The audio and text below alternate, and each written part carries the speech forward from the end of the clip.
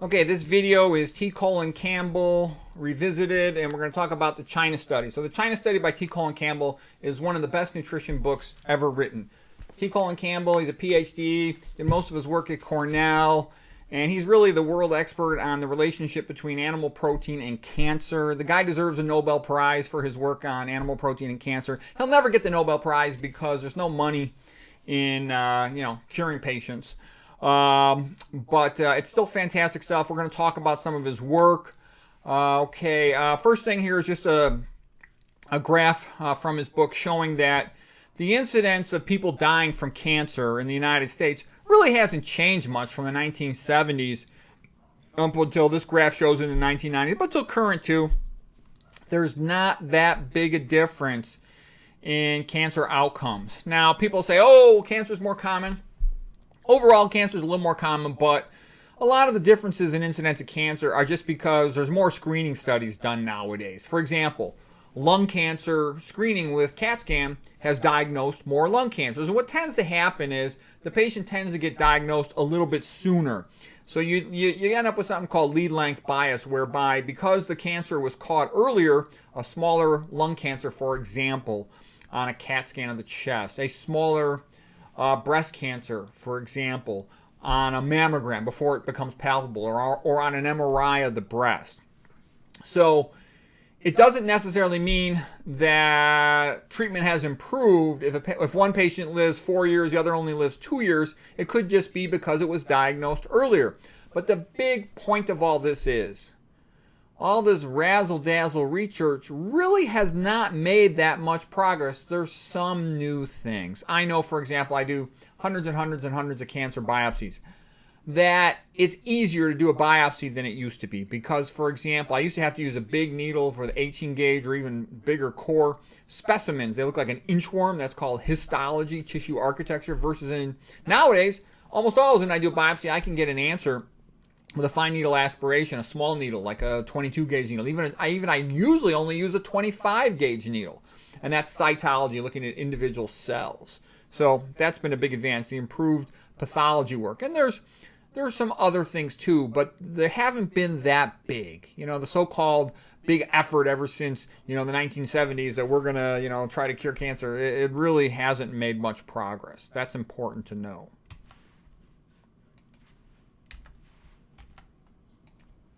Okay, now here's another graph, and this really summarizes a lot of the work of T. Campbell. Okay, so the big thing he discovered was, he was out in the Philippines. How do you get more protein to these poor kids? They're malnourished and stuff, and he had grown up on a cattle dairy farm, and so he was a big proponent, sort of the old cowboy all-American way of, we're rich Americans, we eat a lot of protein, we're bigger and stronger, and all these people from other countries will kick their ass, all that kind of stuff. Okay, and to his shock, and I grew up that way too in the United States, in the 1960s, and basically what he was surprised to find out when he was out working in the Philippines as part of a research project, that there was some study, it actually came out of India, where they fed animals around 5% animal protein versus 20% animal protein, and all the 20% animal proteins got more cancer. Big surprise. And so anyways, the point on this graph here, we're going to go into much more detail in just a moment, but here's the point. This is AP for animal protein. The more animal protein you fed these animals, the more cancer they got. Okay, and now humans probably only need about 3 to 5% protein total as a percentage of calories in their diet. They really don't need much. And that goes back to the work of a guy named Golden, goes back to the work of Kempner and other researchers, okay? They could feed 2.5% protein as a percentage of calories and cure patients that were malnourished. All right, so anyways, this is cancer foci, number of cancers. And so the average American's eating a minimum of around 16% cancer. I actually think it's probably higher when you include meat. Typical salmon's 50-50, beef's around there as well. 50% protein, 50% fat. Okay, so what's the point? The more animal protein a person eats, the more cancer they get. And this was shown initially in rodents, in mice and in rats. But that's a big statement. The other thing you're going to see, and this is only part one, I'm going to go into more detail. This book, it's like 15 audio CDs. There's a lot of information in here. We can't do this all in one lecture, but Again, the key point is the more animal protein a person eats, the more cancer they get. Later on, we'll show on the graphs that it goes right through the zero lining, meaning that there is no safe threshold. And one of the observations I made was, it's not like it's zero. When you get down to 4% animal protein, it doesn't go to zero. You'd want it to go to zero. So even a small amount has some increase in risk. But it really takes off when you get to 12% or more animal protein. Then it becomes disastrously high, the increased risk of getting cancer. But this is a key point. It goes through the zero line. There is no safe amount of animal protein, and the more you eat, the more cancer you get. That's a big deal to know that. And the average American, he says, is eating about 16% protein altogether. And I think it's probably higher than that. Just because, like I said, meat is 50-50.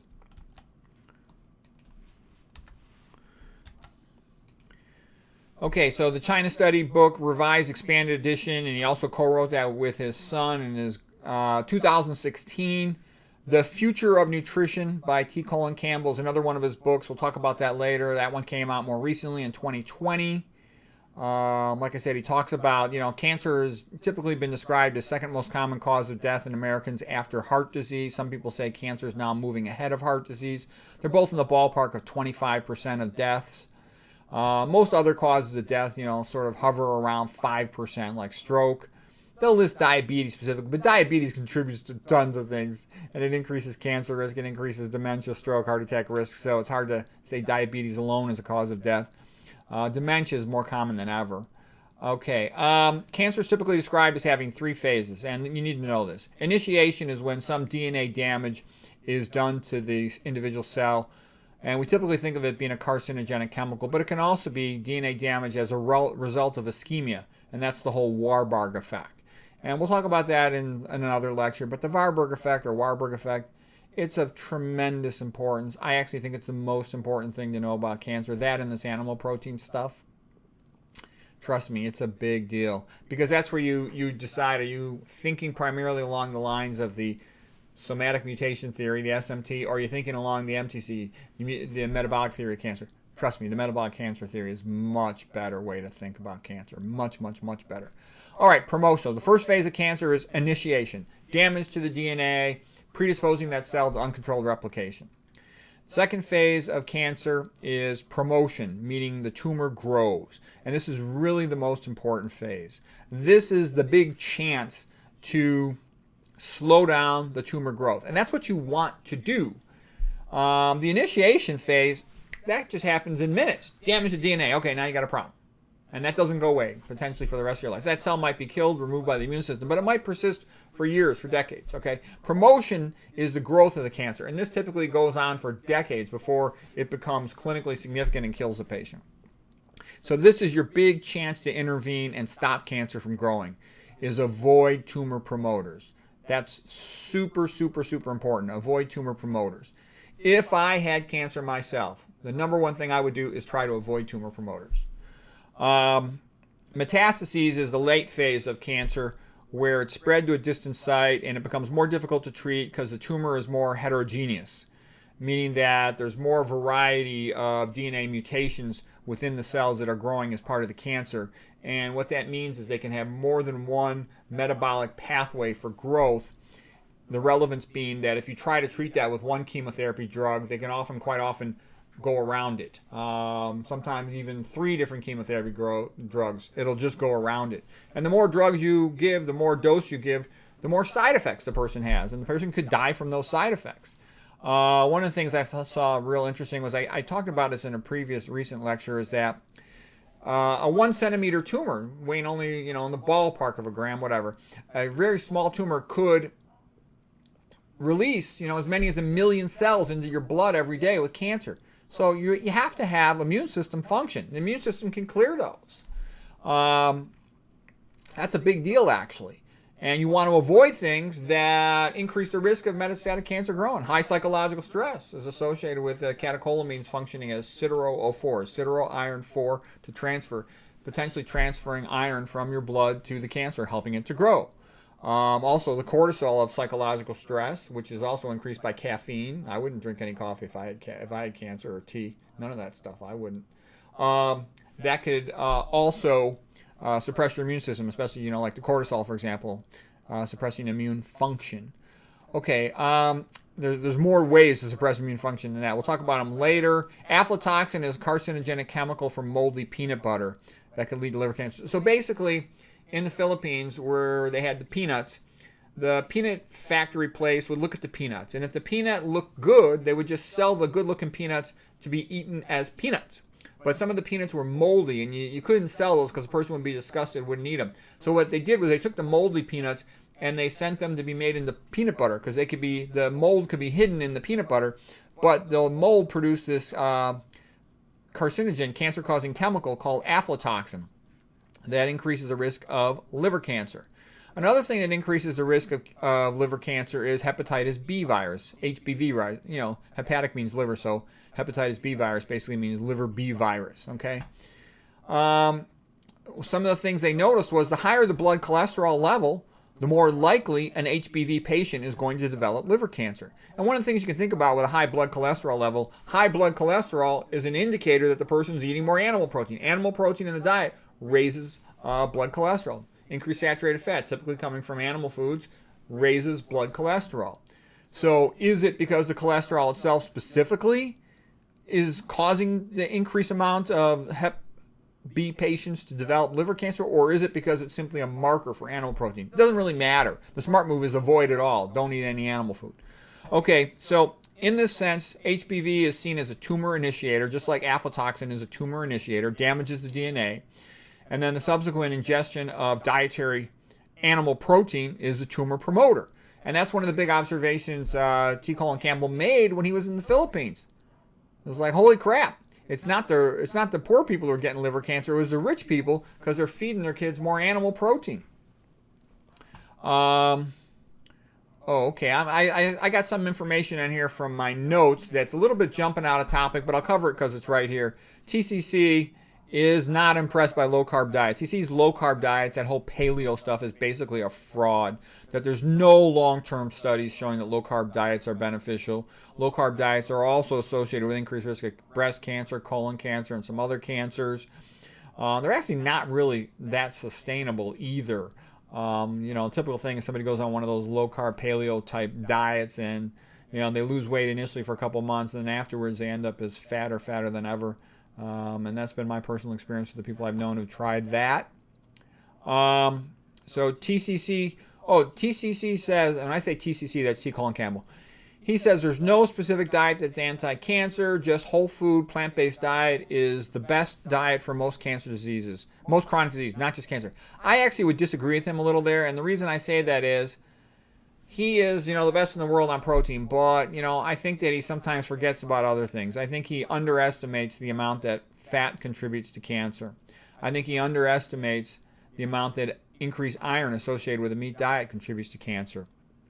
I think he doesn't mention much about that or monosodium glutamate. I think that potentially can be a significant contributor to cancer. Okay, TCC says, everybody gets all excited about carcinogenic chemicals, but hardly anyone about the fact that the most powerful cancer promoter is animal protein. And he's absolutely right about that. There'll be some little tiny bump up in cancer risk with some food or some chemical, and everybody's freaked out about it. But then, nobody's talking about animal protein hardly except for him. Okay, so the rodents fed 20% animal protein, almost all got cancer. Fed 5% animal protein, hardly any got cancer. Fed around 12%, it was sort of an intermediate amount.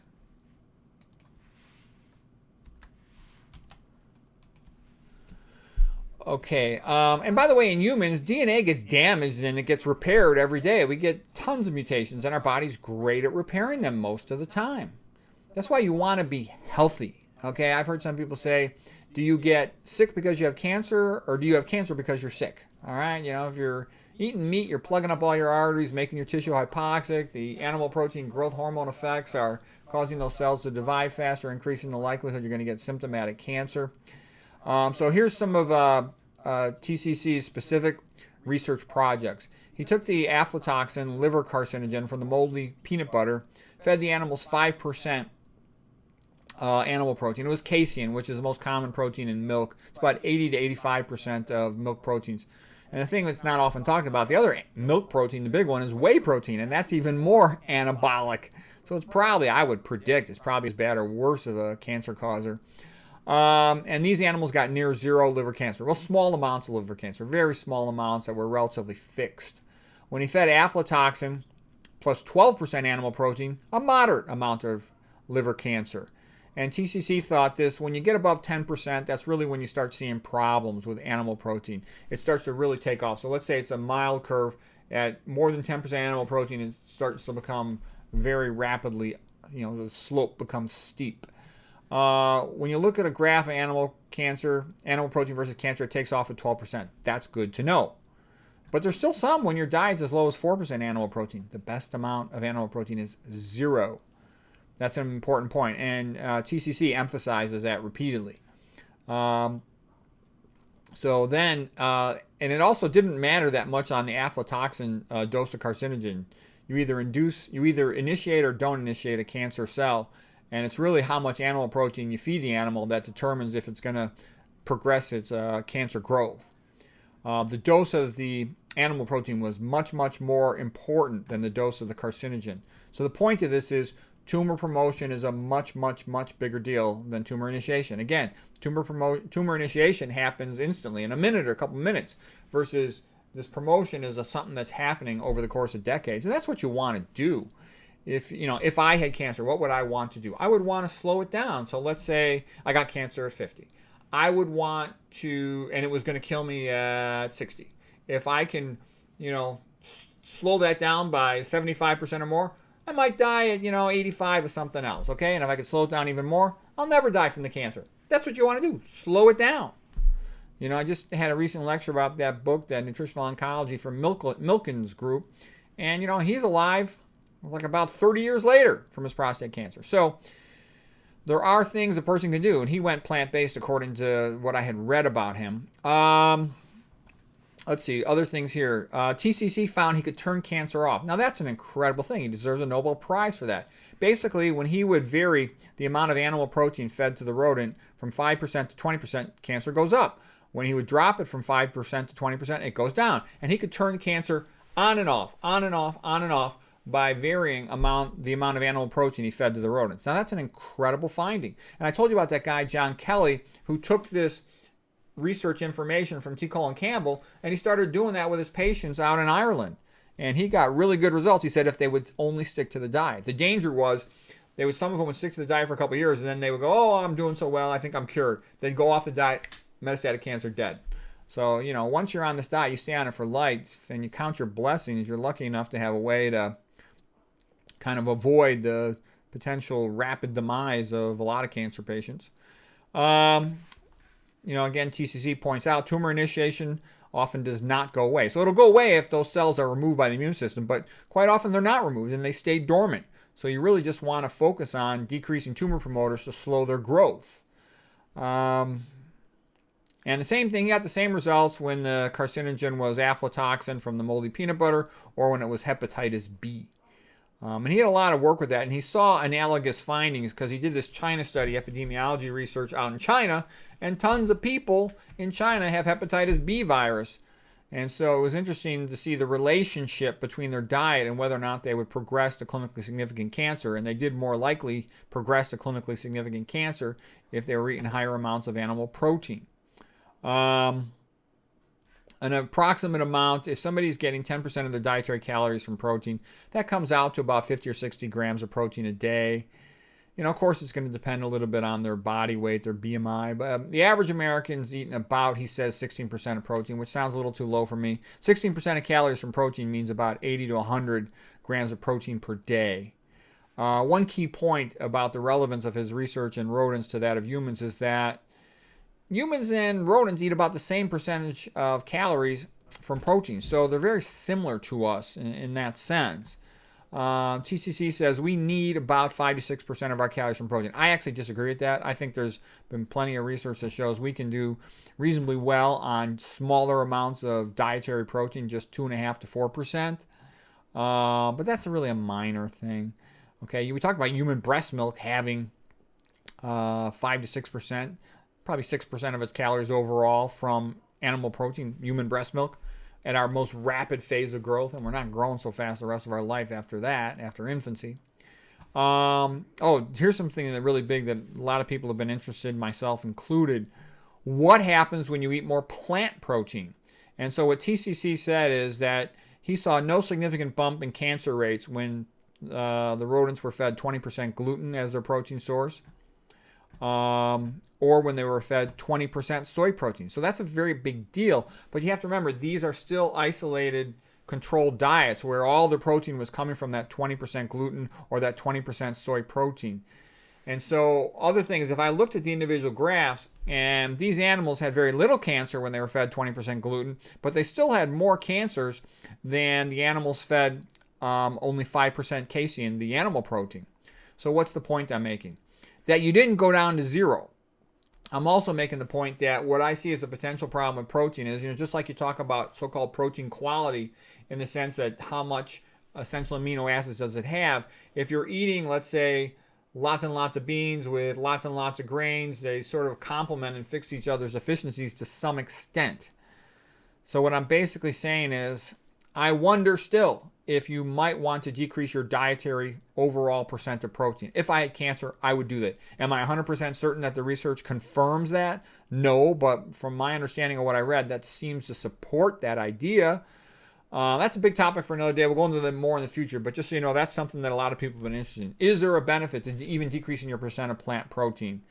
And I think there probably is, even though it's kind of weak, because he later showed another slide in one of his lectures that there was not a direct relationship between the amount of plant protein a person ate and the amount of cancer they had. So he showed a nice slide of that. I'll get to that in a future talk, because I'm going to do a couple talks about him, because he's real interesting. There's a lot to learn from him. But I wonder, there's other variables. What was the percentage of fat in those same patients? Now, the way that matters is you look at these foods. Look at rice. The rice-eating Asians, like the Japanese, had hardly any cancer in comparison with an American who smoked the same amount. They had much less. Let's say much less, like around less than half. Well, is that because they ate less animal protein? That's probably a giant part of it, but it might also be because they ate less dietary fat as well. That could be contributing to it. So we're going to get into some other of these subtleties later, but I just wanted to raise those as food for thought at the moment. Okay, so other things TCC pointed out that other researchers had the same type of results of what he found with rodents in liver cancer with aflatoxin and with hepatitis B. They had similar findings when they studied breast cancer lesions in rodents, and when they studied pancreas cancers in rodents, the effect of this animal protein. So that's it for part one on TCC and China Study Book Revisited.